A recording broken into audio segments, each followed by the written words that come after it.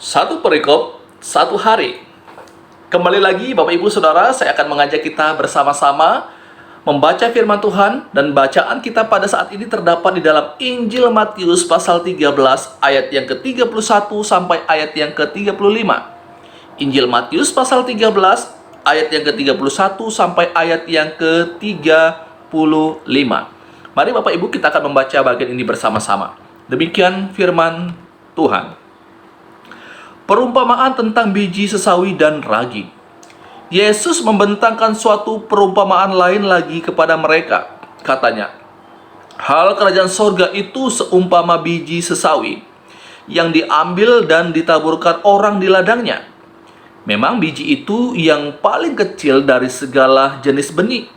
Tetapi apabila sudah tumbuh, sesawi itu lebih besar daripada sayuran yang lain, bahkan menjadi pohon, sehingga burung-burung di udara datang bersarang pada cabang-cabangnya. Dan ia menceritakan perumpamaan ini juga kepada mereka. Hal kerajaan sorga itu seumpama ragi yang diambil seorang perempuan dan diadukkan ke dalam tepung terigu 3 sukat sampai khamir seluruhnya.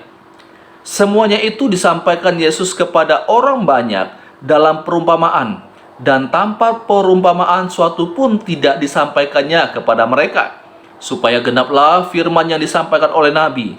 Aku mau membuat mulutku mengatakan perumpamaan. Aku mau mengucapkan hal yang tersembunyi sejak dunia dijadikan. Bapak Ibu Saudara, ada 2 perumpamaan yang disampaikan oleh Yesus dalam perikop ini. Perumpamaan yang pertama yaitu tentang biji sesawi.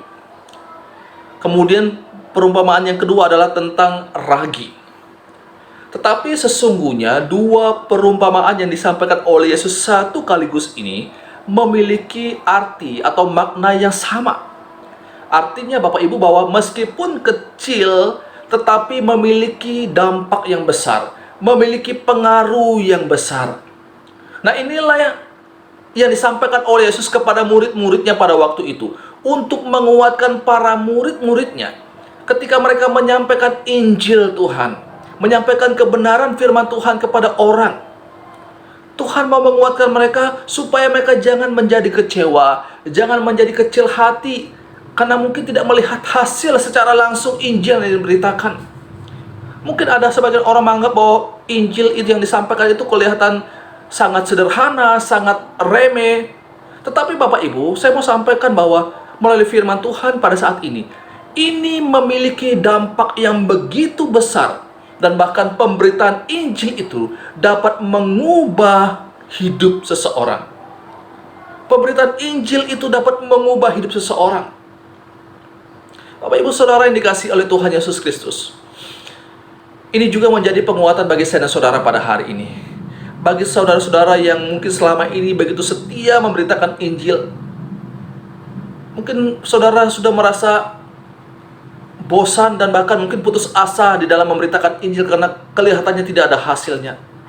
Bapak Ibu, percayalah bahwa berita Injil yang saya dan saudara sampaikan itu memiliki kuasa yang besar.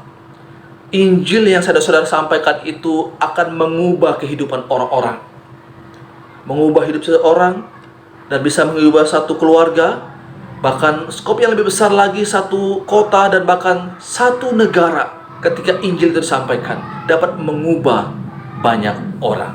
Oleh sebab itu, jangan pernah berhenti untuk terus memberitakan kebenaran firman Tuhan. Percayalah bahwa ada kuasa Tuhan yang akan bersama dengan kita, memampukan kita untuk menyampaikan kebenaran itu kepada orang lain. Kelihatan kecil, tetapi memiliki dampak yang begitu besar bagi dunia ini.